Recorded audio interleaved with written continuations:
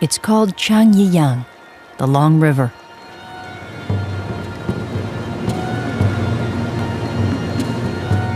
For thousands of miles, the Yangtze winds its way through the heart of China, past monuments to the world's most enduring civilization. Preserved here are the enigmatic symbols of a culture so old it reaches back 2,000 years before the time of Christ.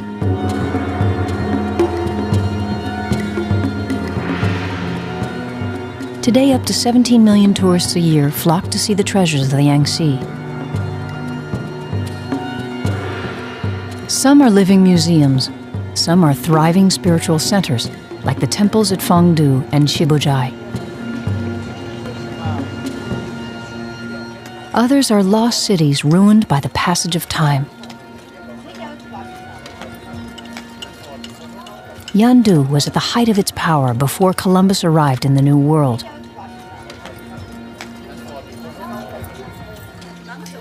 Already enough artifacts have been recovered to fill several museums, but time is running out. At a site called Three Gorges, the world's most powerful dam will create a man-made flood that will inundate the Yangtze Valley. China is no stranger to disaster. In August 1998, the worst floods of the century ravaged the countryside of central China.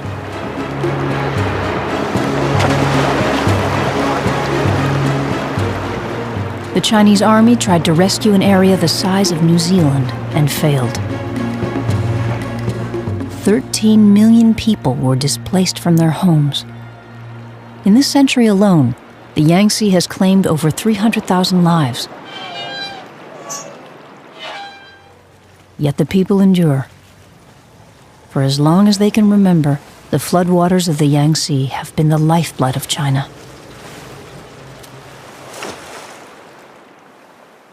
The Long River begins its journey in the high plateaus of Tibet.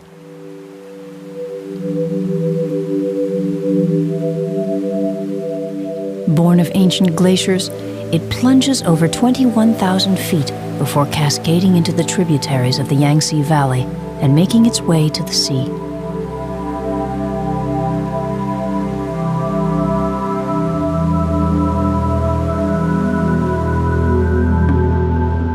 Nearly 4,000 miles long, it ranks third after the Nile and the Amazon.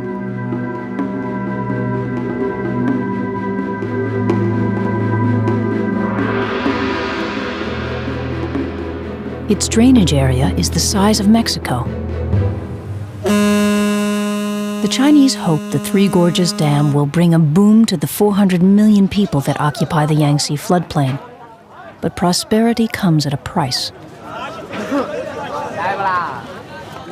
Rising water will soon obliterate one of the strangest chapters in Chinese history. Professor Ran Ruichan crosses a swift-flowing tributary north of the river.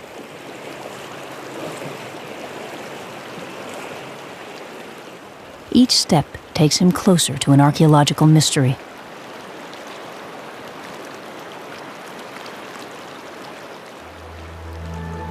These are the hanging coffins of the Yangtze, the most bizarre burial site in all of Asia.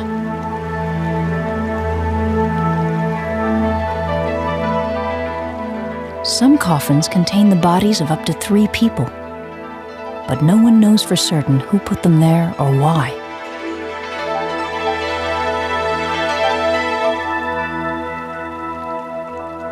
One can only marvel at the skill and resolve of these ancient climbers.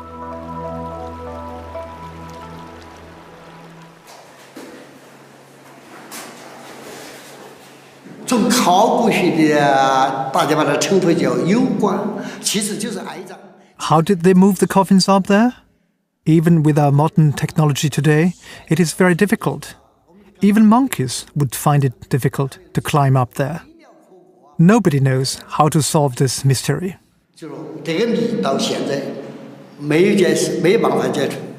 Hoisting coffins up a mountain is not typically Chinese. It could be the work of a little-known culture called the Ba that first settled along the Yangtze over 4,000 years ago. This Ba's sword, made of bronze, carries the image of a tiger, an animal they probably worshipped. Whether its makers had any links with the hanging coffins may never be known. The coming flood will wash away the clues.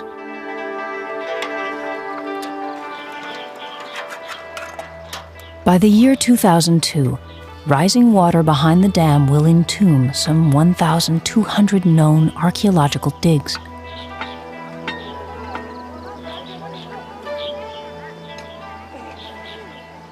Another 8,000 unexplored sites, likely filled with priceless artifacts, will also vanish. The flood will not be nature's doing, but man's attempt to control it. In 1994, engineers launched China's most ambitious construction project since the building of the Great Wall of China 2,500 years ago.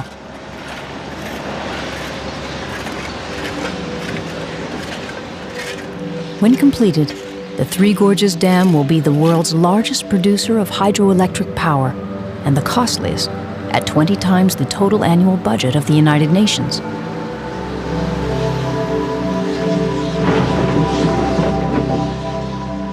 In concrete alone, the dam will consume 26 million tons, enough to build 44 of Egypt's Great Pyramids.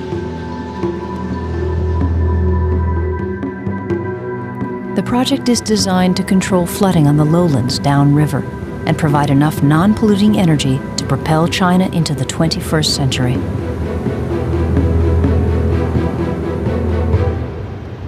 While the dam holds out the promise of a new future, its construction threatens one of the world's richest deposits of ancient history.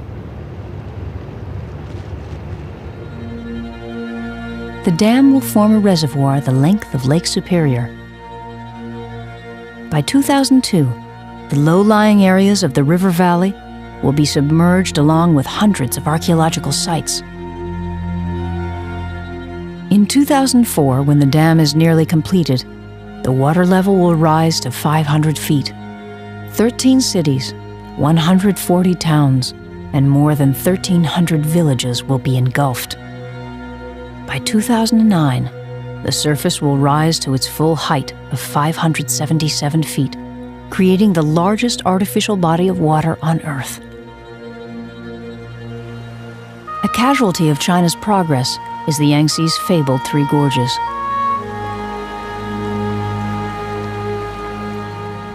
As the river slowly rises some 70 stories high, their splendor will diminish with every foot.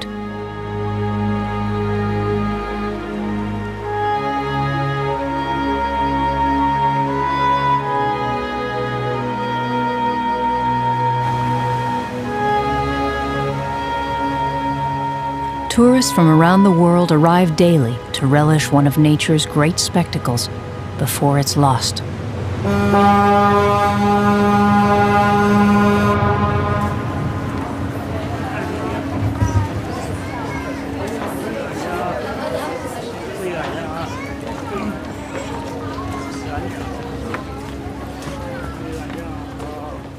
Riverboat Captain Tan has worked on the Yangtze since he was 11.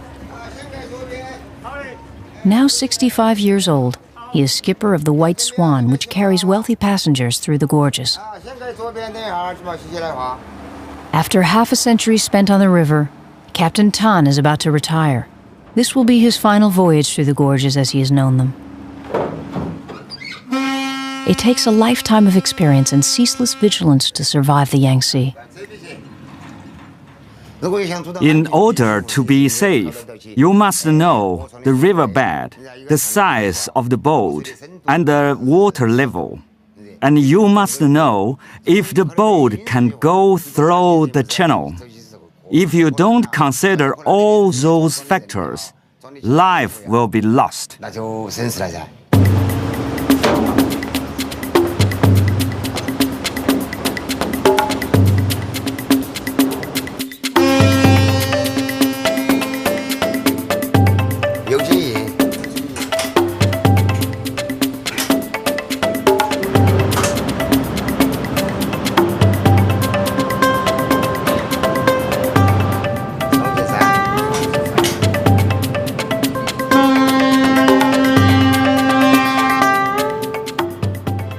ancient Chinese believed the river was controlled by malicious dragons.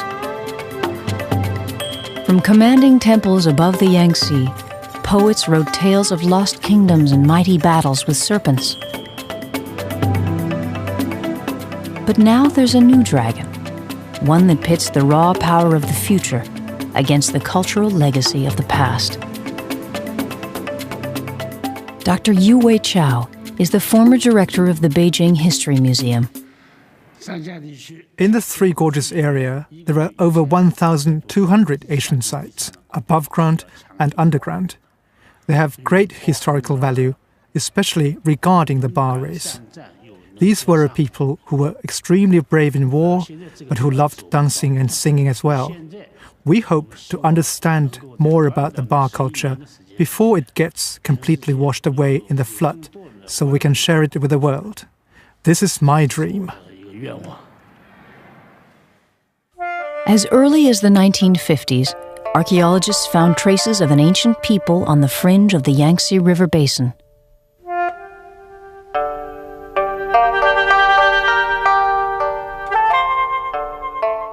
In 1986, they unearthed these extraordinary bronze ritual masks. Created over 3,000 years ago, they provide evidence of a sophisticated Yangtze culture developing simultaneously with its neighbors to the north.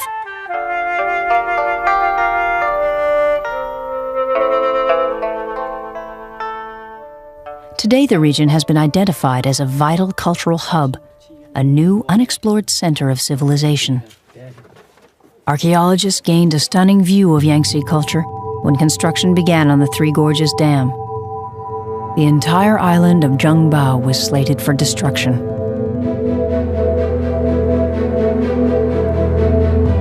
Before it was leveled, archaeologists dug a series of trenches.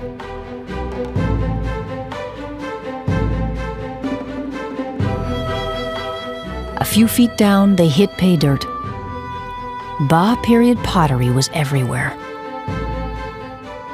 When the pots were reassembled, their eccentric shapes and abstract decorations revealed an imaginative and enigmatic people. These unusual symbols appear to be a new language, but so far no one has been able to crack the code.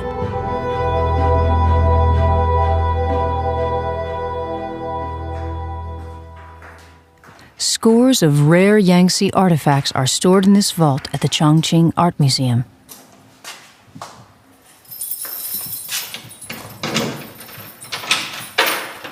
The security system is so secret, no film crew has ever been allowed inside until now. To conceal the array of sensors, filming was confined to only one angle. Most of these objects have yet to be studied in detail.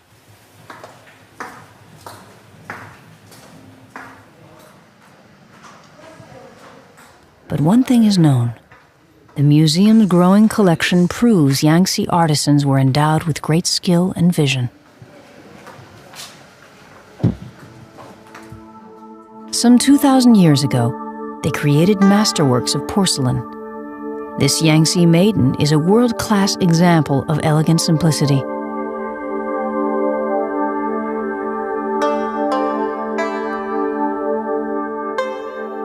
This ornate belt buckle depicts a rhinoceros, an animal experts say inhabited southern China centuries ago.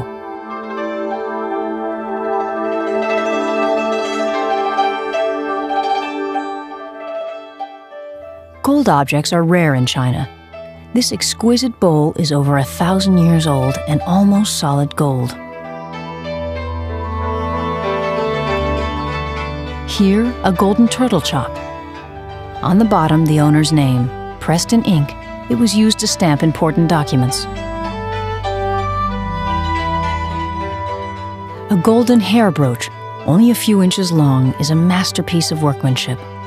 All in miniature, it glitters with exotic horses and their riders. On the back, a centuries-old birthday greeting. Bronze chimes may have been used to warn of enemy attacks. The Chinese valued the strength and versatility of bronze above all metals. Reassembled here in the Yangtze city of Wuhan is a monumental set of 64 bronze bells unearthed in 1978. Made 2,400 years ago, this amazing instrument weighs almost 3 tons. The style of the instrument conforms to the fashions of north-central China.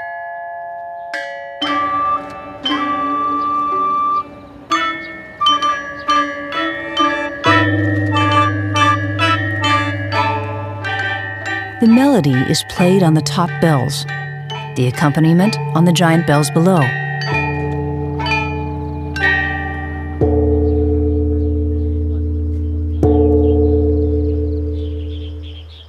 Clearly, the Yangtze people were in contact with cultures hundreds of miles away. Once the Grand Canal was linked up with North China in the medieval period, the Grand Canal and the Yangtze River formed the greatest trading community in the world until the rise of capitalism in the 17th and 18th century. 4,000 years ago, the Egyptians were painting their tombs when the Ba people painted the curious symbols on their ceramics. And Yangtze artisans were already casting bronze weapons when the gladiators first appeared in Rome's Colosseum.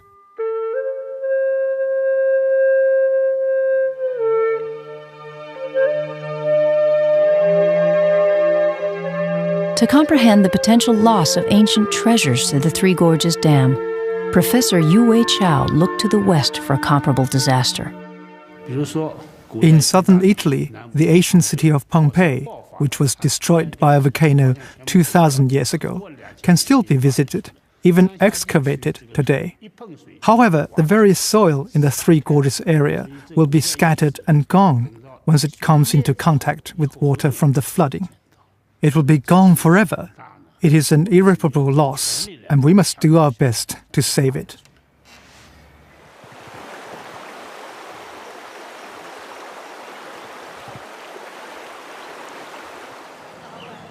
The technique is as old as time, but time is running out at this site called Zhengba. Situated on a small island in the middle of a Yangtze tributary, it can only be excavated during the dry season in spring.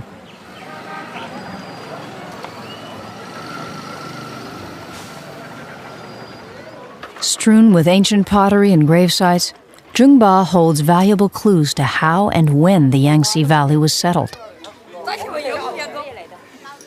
But to find them, workers must remove hundreds of tons of soil by hand.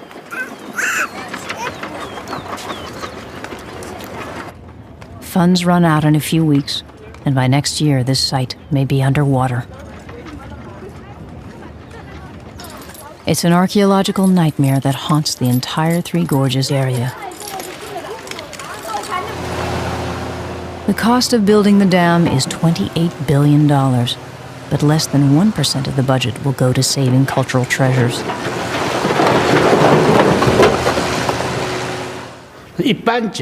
In advanced countries, that percentage could be between 3 to 5% of a construction budget.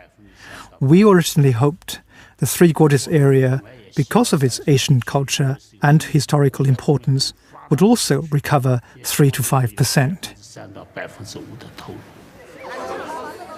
While excavators race against time, the White Swan sails toward the gorges.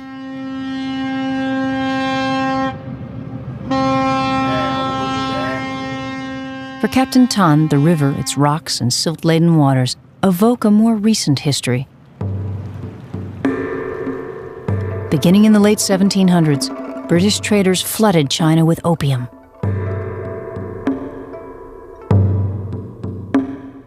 When Chinese leaders attempted to shut the drug trade down, the Opium Wars exploded on the Yangtze.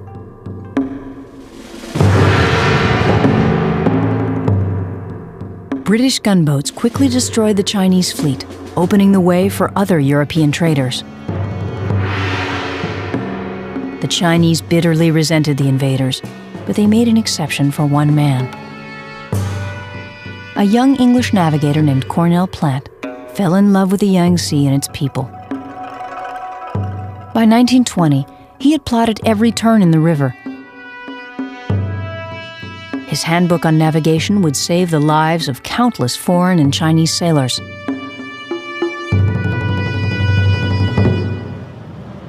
Just before Jiling, the first of the three gorges, the White Swan passes a unique memorial at the town of Jintan.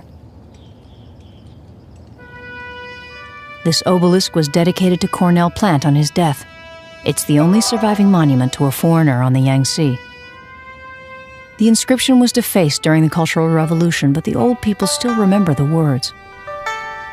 Father of the Upper River.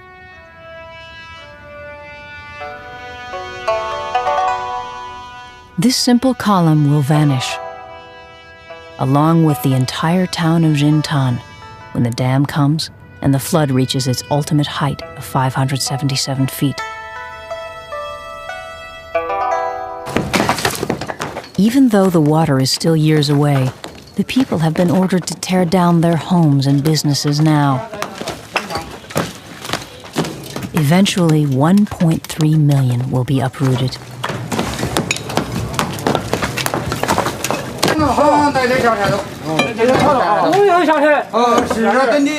Destruction of the buildings will prevent squatters from moving in after the evacuation and minimize navigation hazards after the flood. The population will be relocated to a modern housing complex under construction above the water level line. New Jintan will overlook its submerged former self. Stranded in one of the poorest areas of China, few inhabitants of Jintan can afford even a snapshot of their doomed homes.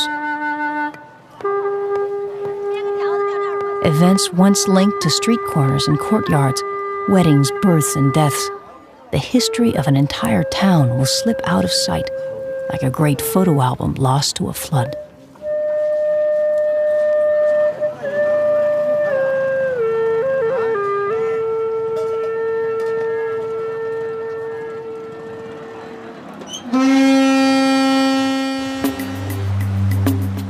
Captain Tan and the White Swan now pass through Jiling Gorge.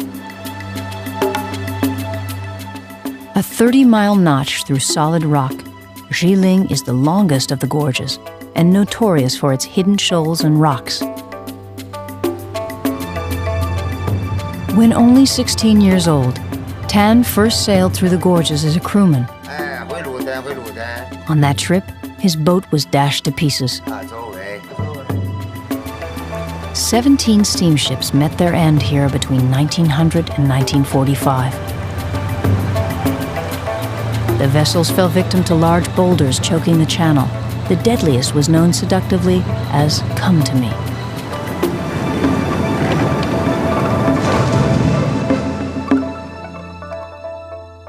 The Yangtze is the wellspring of Chinese mythology. The ancients thought its jagged peaks resembled gods and heavenly guardians. The great beauty of the river lured generations of poets and mystics to the magnificent temples that dot the hills around the three gorges. Overlooking the port of Fengdu is a shrine called the City of Ghosts.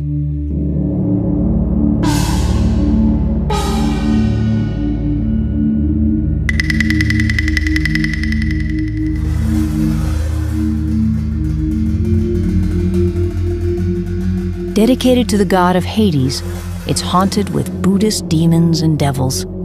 The endless punishment of human sinners is their mission.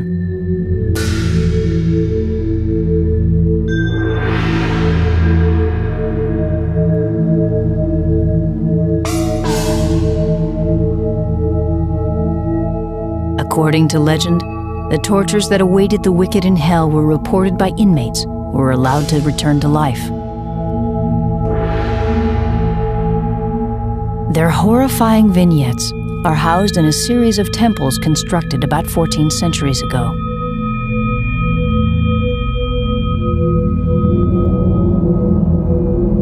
The City of Ghosts will survive the flood, but the entire port of Fengdu will be sacrificed to the Three Gorges Reservoir.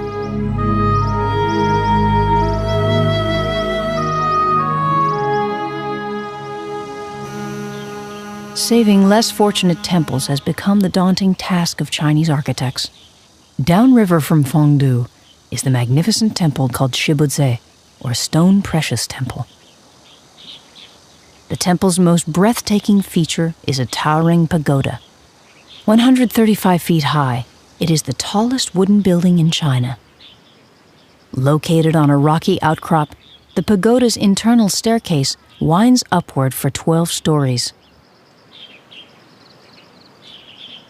The builders used no nails. The structure was lashed into holes carved into the cliff face. At the summit of the pagoda is a Buddhist temple active until the Cultural Revolution in 1966. To survey the river from the highest story is to look back in time.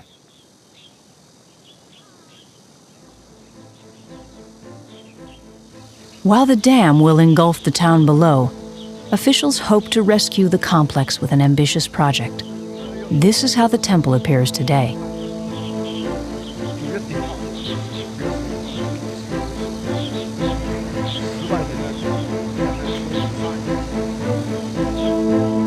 To save it, plans have been drawn to build a massive wall around the base of the pagoda.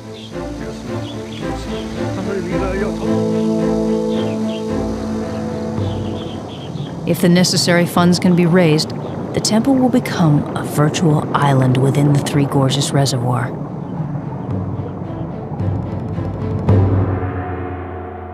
"80 miles downriver is another monumental challenge. Zhangfei Temple commemorates the period between 220 and 265 AD, when 3 separate states ruled the Yangtze River area. Zhang Fei was a heroic general in the state called Shu. Zhang helped purge the land of corruption, but was ultimately murdered by his treasonous officers. In the 1960s, Mao's Red Guards ransacked some of China's most sacred places. Not only was Zhang Fei's temple threatened, but also its collection of some of the greatest calligraphy of the Yangtze. Such historical treasures suffered damages and destruction during the Cultural Revolution.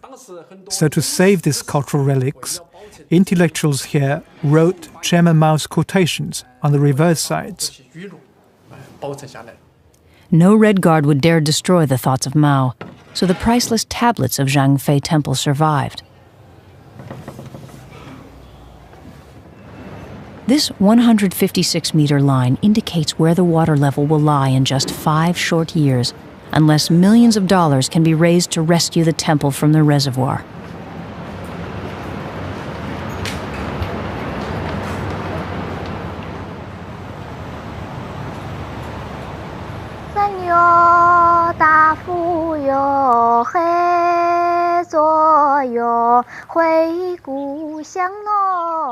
Near the western edge of Jiling Gorge, a song echoes through another treasure of the Yangtze.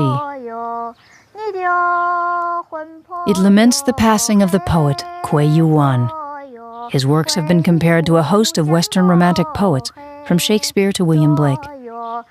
High above the city of Zigwei, this splendid temple was created in his honor. Standing some 300 feet above the water, it's hard to imagine the rising waters will reach this high, but they will. The strategies to save the Yangtze temples are daring and dramatic, to say the least. Chinese engineers are planning to take the Zhang Fei and Kuei Yuan temples apart. Piece by piece, wall by wall, they will be reassembled on a higher ground, a feat that demands extraordinary skill and determination.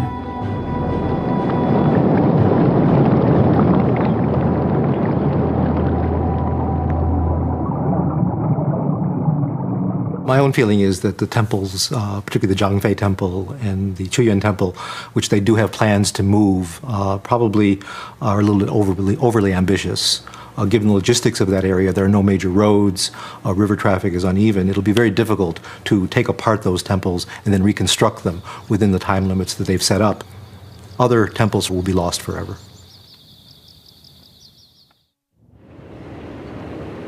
During periods of drought, the waters of the Yangtze recede low enough to reveal an extraordinary sight. This rare archival footage of White Crane Ridge documents a bar of sandstone covered with stylized carvings of fish. The eyes of the fish mark low tide. They were carved in the 8th century over a period of 72 years.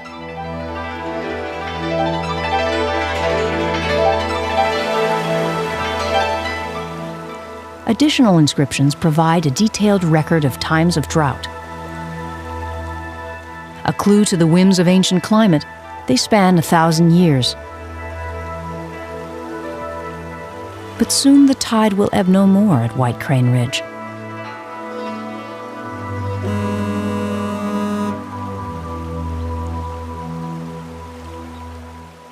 While his passengers sleep, Captain Tan charts a course from Zigway to their next destination.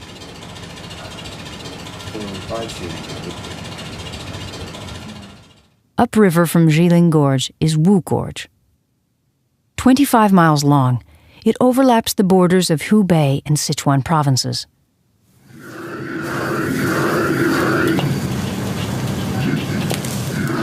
By lunchtime, the White Swan has tied up just outside the gorge to take on fuel.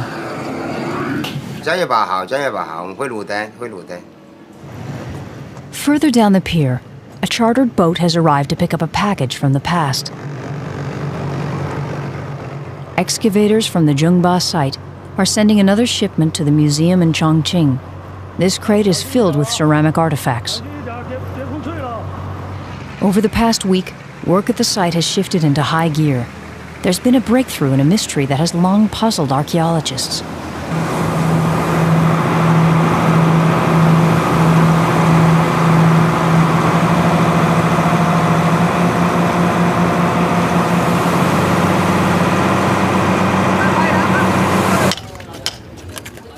None of the pottery at Zhengba is the same age.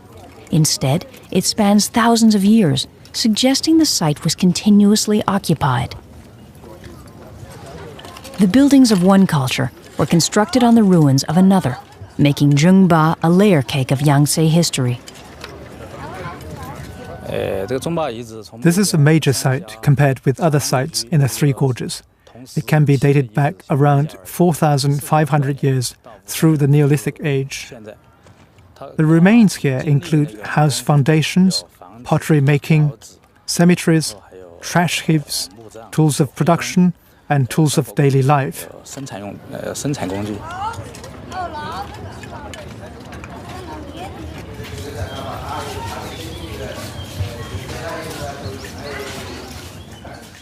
At a makeshift conservation area, an array of rare ceramics are prepared for shipment.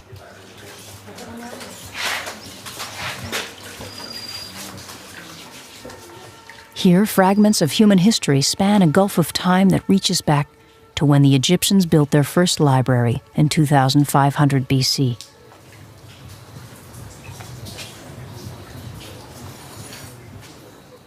Multiply this handful of artifacts by 1,200 archaeological sites. Divide by 4 more digging seasons, and you get an idea of the urgency to save the Yangtze's treasures. Digs like Zhengba are often found along the tributaries of the river.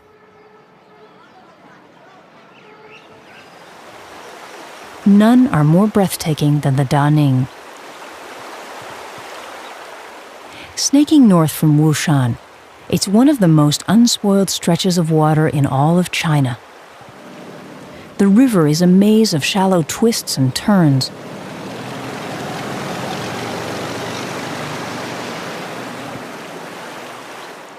Using bamboo poles to fend off rocks, boatmen and metal-hulled sampans move with caution up and down this 20-mile stretch. Around the bend is the ancient town of Dachang.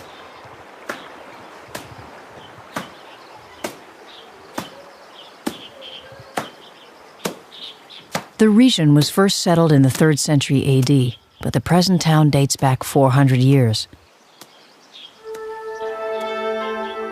Relics of the Ming Dynasty, its buildings are some of the best examples of folk architecture in the Yangtze Valley. The Chinese consider Dachang a national monument, but sadly, none of it will be saved.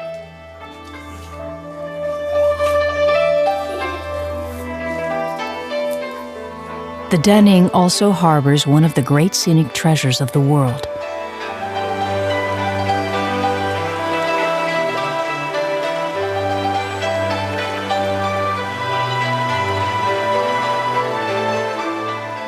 Like a miniature version of the mighty Yangtze, three little gorges are packed with imposing rock formations. When the dam is completed, the Daning will rise dramatically until its pristine beauty is engulfed under over 500 feet of water.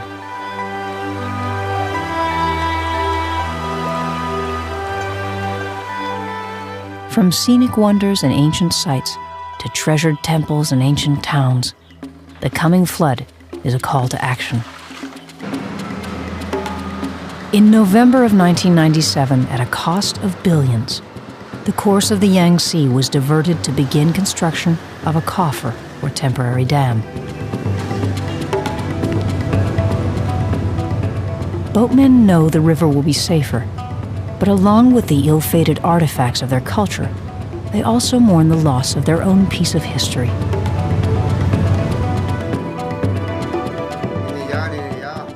Captain Tan and his generations are living testimony to the triumphs and tragedies of life on the Yangtze.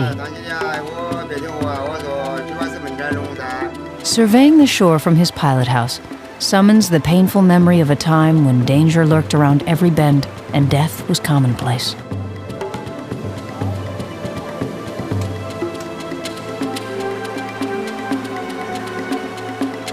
Here along the rocky edge of the river, an army of men and boys called trackers lived and died.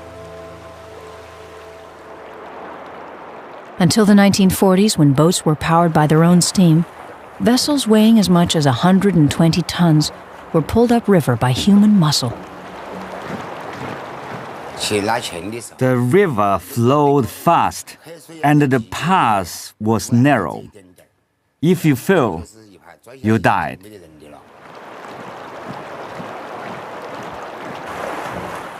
Hitched to lines made of bamboo, straining with bent backs, their fingers almost touched the ground.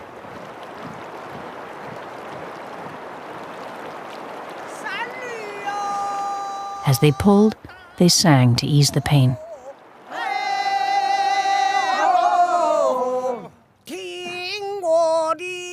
Today, a troupe of singers, many former trackers, still perform the songs of their youth.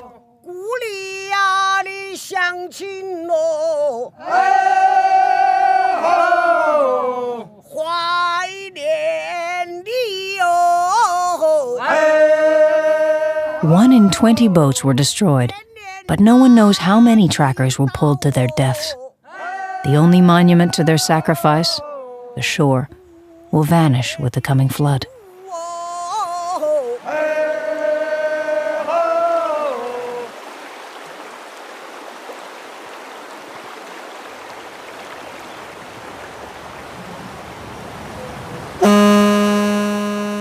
The White Swan enters Wusha Gorge.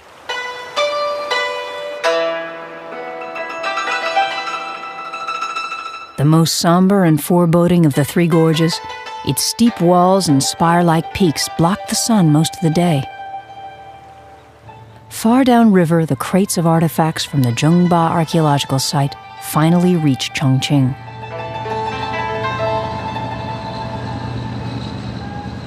Waiting at dockside to protect the treasures are security officers from the Chongqing Museum.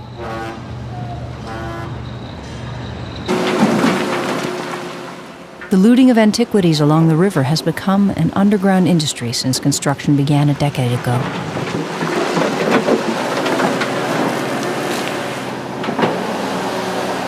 New roads opened the way for the lucrative trade. Peasants and other people in that area are realizing they can grow wealthy from finding these antiquities. Gangs and other groups are involved in this as well. When someone finds something, they're paid off. Very often it winds up in some sort of network that goes either to the south or to North China and then finds its way out of China into Taiwan or other areas, Japan and the West, for example. These gangs are very sophisticated. They have up-to-date equipment, cell phones, and other kinds of equipment. They're well funded, much better funded than the local authorities, the police, and the local preservationists. So that in the race for these antiquities, the people who are getting them out of the country are winning over the people who are trying to keep them in the museums. Thefts from museums are alarmingly on the rise. 9 rare bronzes were recently stolen from the Chuyuan Temple. Works of art belonging to the Zhangfei Temple have also disappeared. In Fengji, peasants hunting for artifacts assaulted officials who tried to stop them.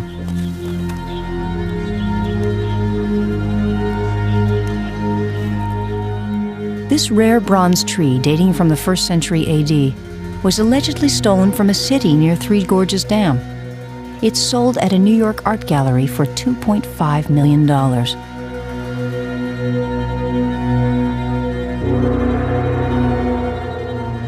Security officers throughout the region are in desperate need of funding.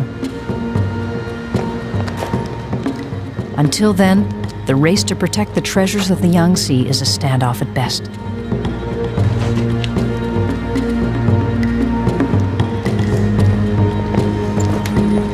Here at the Chongqing Museum, the Zhongba artifacts are headed for the vault to join the overflowing inventory. Among them, Chinese scholars are finding new clues to the Ba culture. They think this urn-shaped object, called a chunyu, was used by the Ba to accompany war chants. It carries the distinctive symbol of the tiger.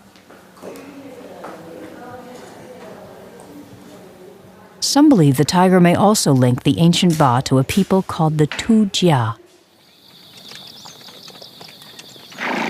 Today, the Tujia live in scattered settlements along the Three Gorges. Recognized as a national minority by the Chinese government, their folk groups still perform traditional dances and songs.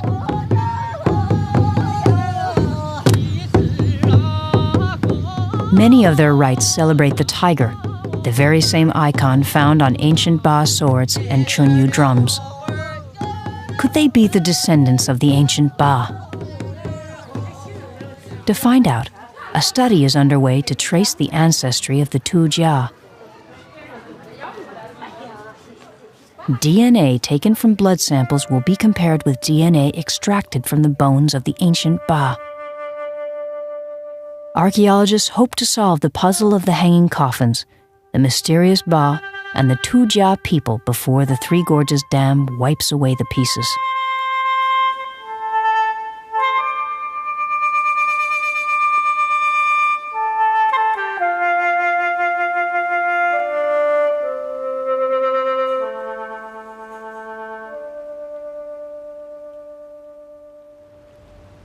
The White Swan now heads for the last of the Three Gorges, Kutang.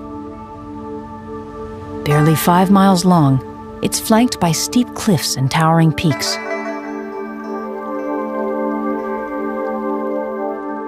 Navigating through the gorge must be done with great care. The Yangtze courses through the narrow channel at speeds up to 20 miles an hour.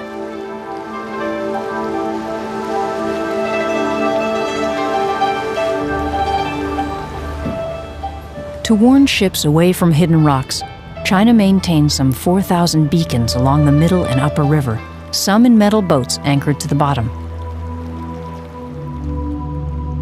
Passage through the gorges is strictly controlled by a network of signal stations. As Captain Tan enters the rapids, he alerts a station just around the bend. All traffic is halted to allow the White Swan safe passage through the Narrows.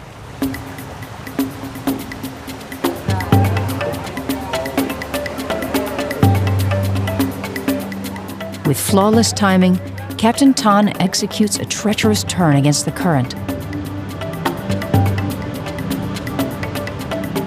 The White Swan glides through the gorge with grace to spare.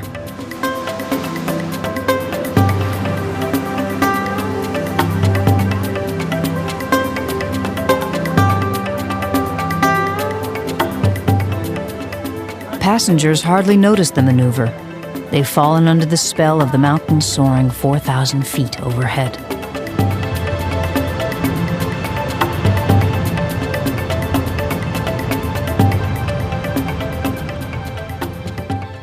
A day later, Captain Tan puts in at Shibudzai.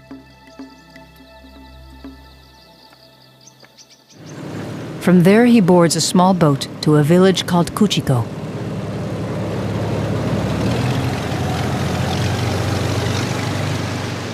Tan was born here, and his exploits have made him a local hero of sorts.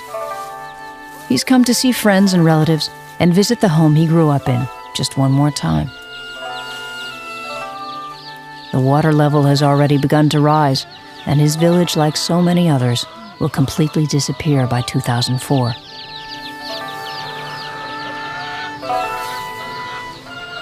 A Chinese poet wrote that a lifetime is like a finely spun thread. The thread that binds Captain Tan to his village and the river below are about to break. Tomorrow, his lifelong adventure will come to a close.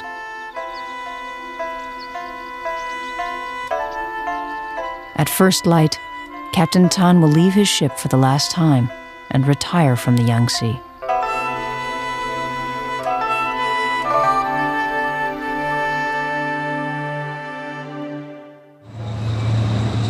Until a new highway is completed, the river will provide the best pathway to the highly populated Chongqing.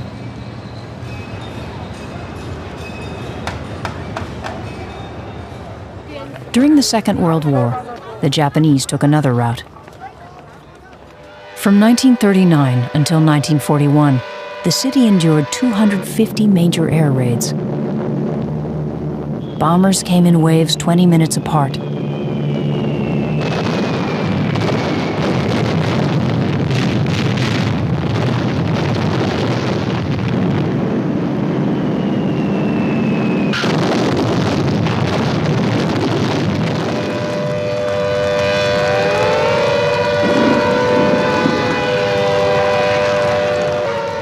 "200,000 Chinese died, many suffocated in shelters waiting for the rain of bombs to end."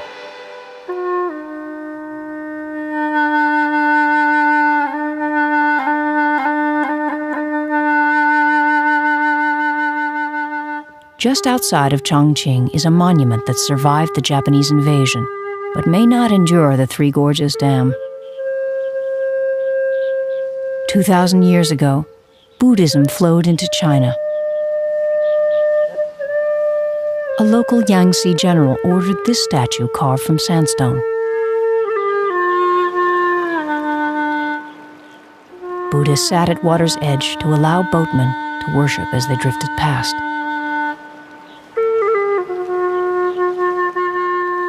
Today, the shrine remains an active site of prayer.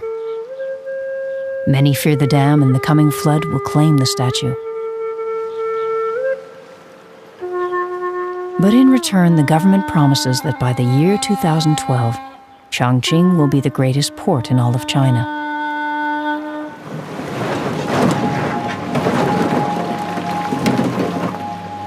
Hundreds of miles upriver, 40,000 workers, engineers, and specialists are racing to meet the deadline.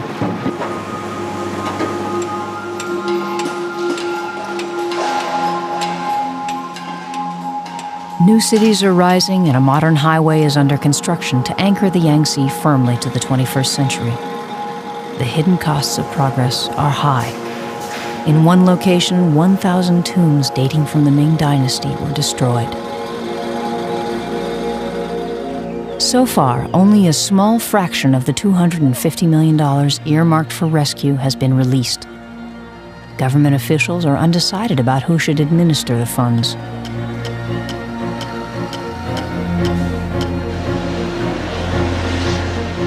While an army of construction workers rushes to complete the dam, a small but dedicated group of archaeologists continues the struggle to salvage the past. For now, countless treasures of the Yangtze await their fate. Whether the race to save them can still be won, only time will tell.